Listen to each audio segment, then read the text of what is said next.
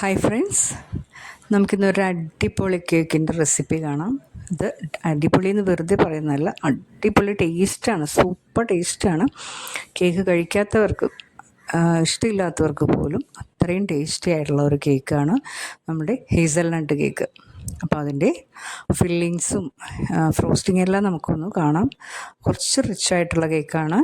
അതിൻ്റെ റേറ്റും കുറച്ച് കൂടുതലാണ്. കാരണം വേറൊന്നും കൊണ്ടല്ല, അതിൻ്റെ ഫില്ലിങ്സ് തന്നെയാണ് ഏറ്റവും വലിയ റിച്ച്.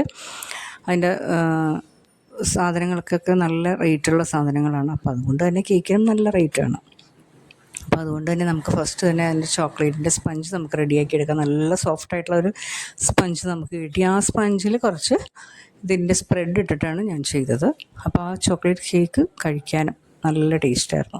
അപ്പോൾ നമ്മൾ ഫസ്റ്റ് അതിനകത്ത് ക്രീമിലേക്ക് നമ്മളിതിൻ്റെ സ്പ്രെഡ് ആവശ്യത്തിലധികം ഇട്ട് കൊടുക്കുക. പിന്നെ അതിൻ്റെ എമൽഷ്യലും ഇട്ട് കൊടുത്തു. ഇപ്പോൾ എമൽഷ്യൽ കയ്യിലില്ലെങ്കിലും കുഴപ്പമില്ല, പക്ഷേ സ്പ്രെഡ് അത് മസ്റ്റായിട്ട് ഇട്ട് കൊടുക്കണം. എങ്കിലേ അതിൻ്റെ ആ ഒരു ഫ്ലേവർ ടേസ്റ്റൊക്കെ കിട്ടുള്ളൂ. പിന്നെ ലെയറിൽ നമ്മൾ ഹേസൽനട്ട് അതൊന്ന് ഡ്രൈ റോസ്റ്റ് ചെയ്തിട്ട് നമ്മളൊന്ന് ജസ്റ്റ് ഒന്ന് പൊടിച്ചിട്ട് കൊടുക്കുക. ഒരുപാട് തരിതരിയായിട്ടല്ല, ജസ്റ്റ് ഒന്ന് കടിക്കാനൊക്കെ കിട്ടുന്ന രീതിയിൽ കുറച്ച് വലിയ പീസായിട്ട് തന്നെയാണ് ഇട്ട് കൊടുത്തിരിക്കുന്നത്. അപ്പോൾ ആ ക്രീം കഴിക്കാൻ തന്നെ നല്ല അടിപൊളി ടേസ്റ്റായിരുന്നു.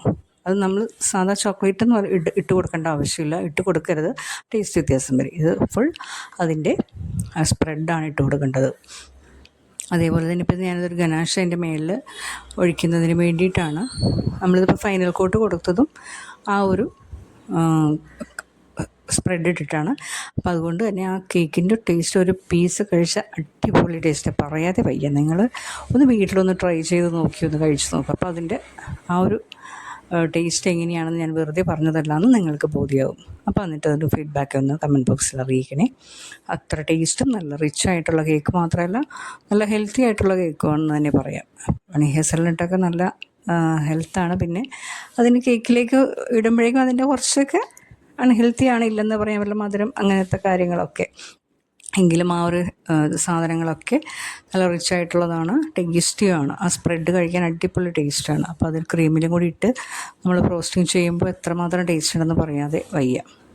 എന്നിട്ടിതിപ്പോൾ ഞാൻ ഗനാഷ് ഉണ്ടാക്കിയതും അതേപോലെ തന്നെയാണ്. കുറച്ച് വൈറ്റ് ചോക്ലേറ്റും പിന്നെ ഒരല്പം ഡാർക്ക് ചോക്ലേറ്റ് ഇട്ടിട്ടുള്ളൂ.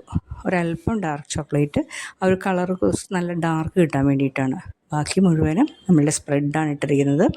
അപ്പോൾ നല്ല ടേസ്റ്റാണ് അത് കഴിക്കാനായിട്ട്. നമ്മൾ സ്പ്രെഡ് മാത്രം ഇടുമ്പോഴേക്കും ഒരു ലൈറ്റ് കളറായിട്ട് വരും. അപ്പോൾ ഒരു കളർ കിട്ടാൻ വേണ്ടി മാത്രം കുറേ അല്പം ചെറിയൊരളവിൽ മാത്രമേ ഡാർക്ക് ചോക്ലേറ്റ് അതിനകത്ത് ഇട്ടിട്ടുള്ളൂ. എന്നിട്ട് നമ്മളൊന്ന് ഒരല്പം ക്രീം ഒഴിച്ചിട്ട് നമ്മൾ മെൽറ്റാക്കി എടുത്ത് നല്ല തിക്കായിട്ട് തന്നെയാണ് ഞാൻ അതിൻ്റെ ഗനാഷ് ഉണ്ടാക്കിയിരിക്കുന്നത്. ഇതുപോലെ നമ്മൾ ചെയ്ത് കൊടുത്തു, പേരും എഴുതി വെച്ചു. അതിൻ്റെ മേളിൽ ഹേസൽനട്ട് തന്നെ നമ്മളൊന്ന് രണ്ടായിട്ട് കട്ട് ചെയ്തിട്ട് ഇങ്ങനെ വെച്ചു. അപ്പോൾ കാണാൻ നല്ല ഭംഗിയായിരുന്നു. പിന്നെ കുറച്ച് ചോക്ലേറ്റ് ഡെക്കറേഷൻ ചെയ്ത് വെച്ച്. അപ്പോൾ ഇതൊന്നും ഇല്ലാതെ തന്നെ വെറുതെ നമ്മൾ ഉണ്ടാക്കി കഴിക്കാനായിട്ട് അടിപൊളി ടേസ്റ്റ്. നിങ്ങൾ ഒരു തവണയെങ്കിലും വീട്ടിലെ പിള്ളേർക്കൊന്ന് ട്രൈ ചെയ്ത് കൊടുക്കാൻ നോക്ക്. നല്ല ടേസ്റ്റായിട്ടുള്ളതാണ്. പിന്നെ ഹേസൽനട്ടിൻ്റെ ഗുണങ്ങളൊക്കെ നിങ്ങൾക്കറിയാം. അപ്പോൾ അതിൻ്റെ ടേസ്റ്റും ഗുണങ്ങളും എല്ലാം ഉണ്ട്. അപ്പോൾ നിങ്ങളൊന്ന് ഉണ്ടാക്കി നോക്കിയിട്ട് അതിൻ്റെ ഫീഡ്ബാക്ക് ഒന്ന് കമൻറ്റ് ബോക്സിൽ അറിയിക്കണേ. അപ്പോൾ ഇത്രയേ ഉള്ളൂ. അപ്പോൾ എല്ലാവർക്കും വീഡിയോ ഇഷ്ടമായെന്ന് കരുതുന്നു.